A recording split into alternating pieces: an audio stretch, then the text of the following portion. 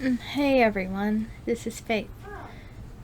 My genuine question here today is why is it so hard to convince a group of Christians of the very basic fact that lying, slandering, bearing false witness, and passing around stolen letters are in fact all something that Christians are not supposed to be doing? Why is it difficult to convince everybody of that? This is very basic stuff. It makes it worse that it is all being done in the name of Jesus. It is one thing to go ahead and sin against God. It is another to do it in the name of Jesus and claim that He wanted you to do it. Which is exactly what's been going on.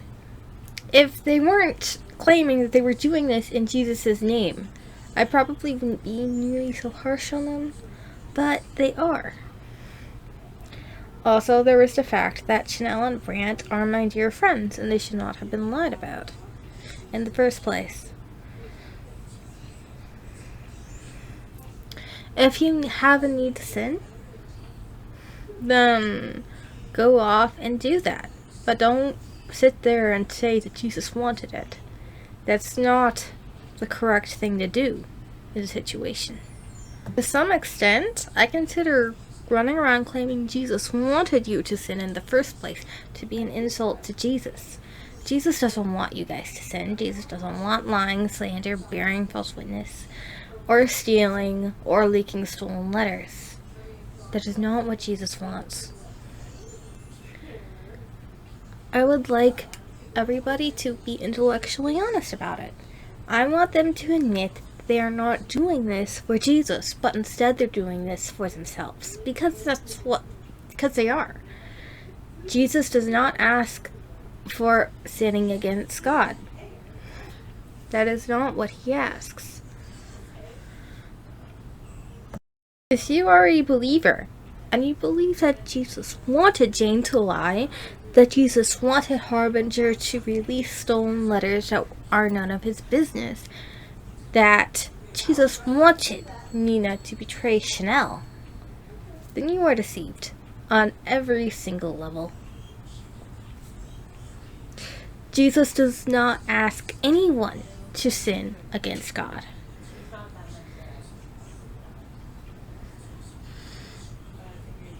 This is not about actually pleasing Jesus or doing the things that Jesus wants.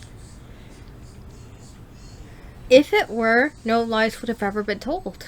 Either that, or the lies would have been cleaned up by now. Instead, everybody ignores the lies, and for some reason, there is this strange insistence that lying publicly on EYA's channel when it was big at the time is a private matter somehow. I'm not sure how that works unless you take common sense and you toss it out the window and then run it over with a truck. But at this point, I'm not expecting logic and reason from this community.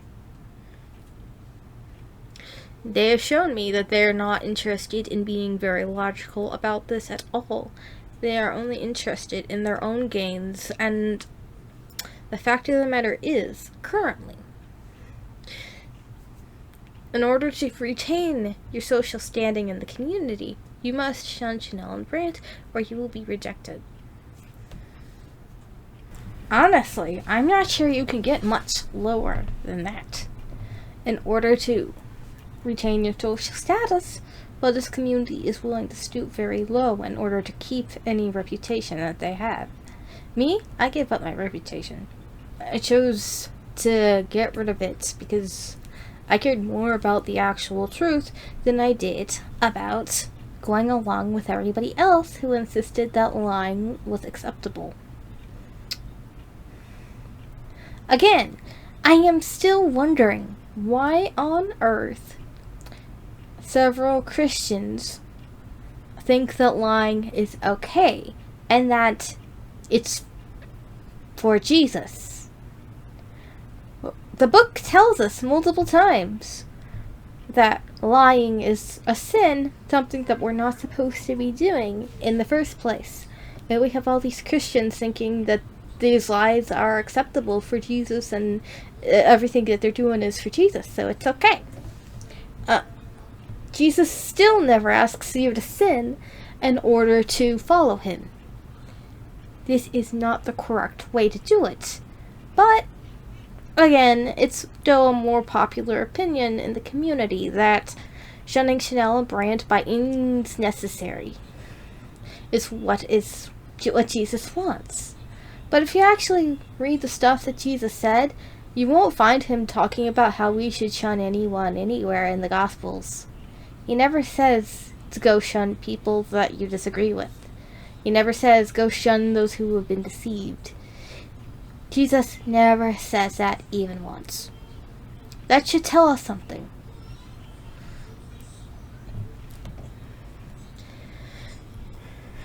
Anyway, I guess the point of this video is, if you need to sin against God too, and you try to justify it by claiming that you're just doing what Jesus wants, you have lied to yourself and to everybody else. You are deceived and are deceiving others. It doesn't matter if you think that the people you are lying about have been deceived.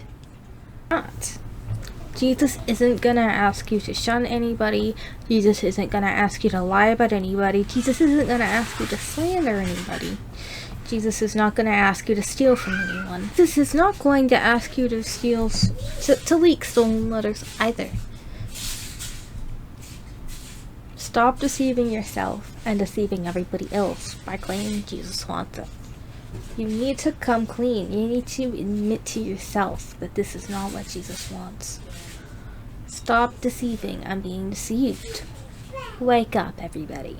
This is supposed to be a truth community, is it not? How is it a truth community if everybody insists that sinning against God is the best way to handle the situation? How is it a truth community if everybody insists lying about others and defending those lies is the best way to handle this? You cannot claim to have a love of the truth, then protect lies like your life depends on it. That is a contradiction. Anybody will see that as long as they have common sense.